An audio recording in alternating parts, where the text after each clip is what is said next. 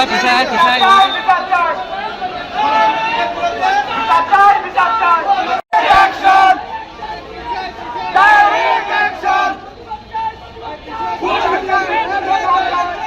বিগত 11 বছর ধরে স্বেচ্ছায় সেবা প্রদান করতেছি।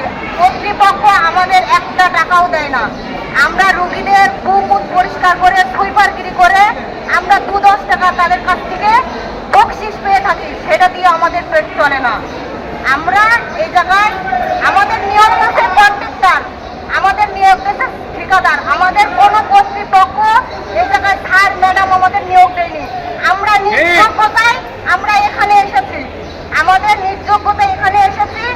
কিছু কিছু সাংবাদিক, আপনি সাংবাদিক মহাসিং সাংবাদিক, আমি আপনাকে বলছি, আপনি আমাদের এই সর্বনাশটা করেন না, আমাদের পেটে আপনারা লাথি মেরেন না। নির্যোগ্যতায় এখানে এসেছি আমরা, নিজ দায়িত্ব আমরা সকালবেলা এসে সব গোমূত্র সাফ করি, যে বাচ্চারা পায়খানা করে সবাইকে আমরা সাফ করি করে আজ এই জায়গায় এসেছি। আপনারা আমাকে অনেকেই চিনেন। আমি গত 24-এর 5ই আগস্ট জুলাই আন্দোলন থেকে আহত হয়েছিলাম। আমাকে সাতক্ষীরা মেডিকেল কলেজ হাসপাতাল থেকে চিকিৎসা দিয়ে প্রায় দীর্ঘ 2 মাস যাবৎ আমি এখানে ভর্তি ছিলাম। এখানে চিকিৎসা হওয়ার পরে আমি স্বাভাবিক কাজকর্ম করতে অক্ষম হয়ে পড়ি। এখানে যে আউটসোর্সিং এর নিয়োগটা হচ্ছে, এখানে আমি হাসপাতাল কর্তৃপক্ষের কাছে আবেদন করেছিলাম। তারা আমাকে ঠিকাদারের কাছে আমার আবেদনপত্রটা দেয় এবং তারা ঠিকাদার আমাকে আউটসোর্সিং এ সিলেক্ট করে। এখানে আমি জুলাই যোদ্ধা হিসাবে সিলেক্ট হই। আছে কিনা, সাংবাদিকের কোনো কার্ড আছে কিনা তাও জানি না, কিন্তু আসলে তারা কি জানে এই 54 জনের মধ্যে 35 জন 4 বছরের নিচে কর্মরত আছে। 54 জনের একটি আউটসোর্সিং টেন্ডার হয়, এইটা ইজিবির মাধ্যমে টেন্ডার হয়।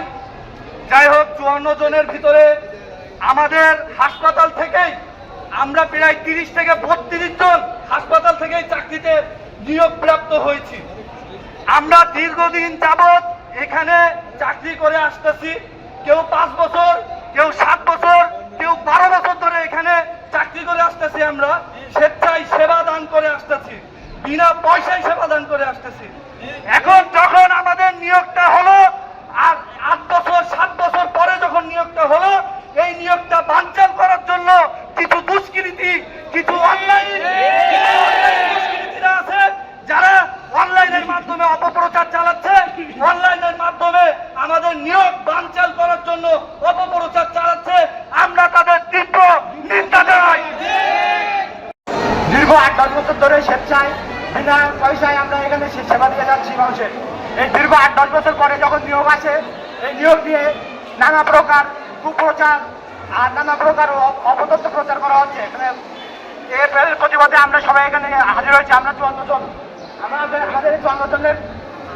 54 জনের পিছনে এখন কিছু কিছু দালাল চক্র, কিছু কিছু মনে করেন ভুয়া সাংবাদিক, কিছু কিছু ভুয়া বাকি নেতা, এনারা আমাদের পিছনে লাগিয়েছে আমাদের এই নিয়োগকে বানচাল করার জন্য।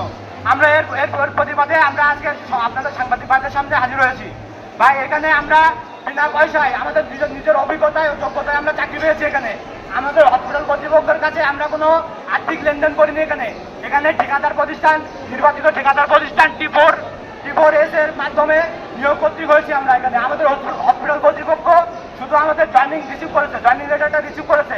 হসপিটাল কর্তৃপক্ষ আমাদের নিয়োগের বিষয়ে আমরা হসপিটাল কর্তৃপক্ষ ঊর্ধ্বতন কর্মকর্তাদের কাছে কোনো আর্থিক লেনদেন করিনি। আমাদের যোগ্যতা এবং অভিজ্ঞতার কারণে T4S কোম্পানি আমাদের নিয়োগ দিয়েছে। ভাই,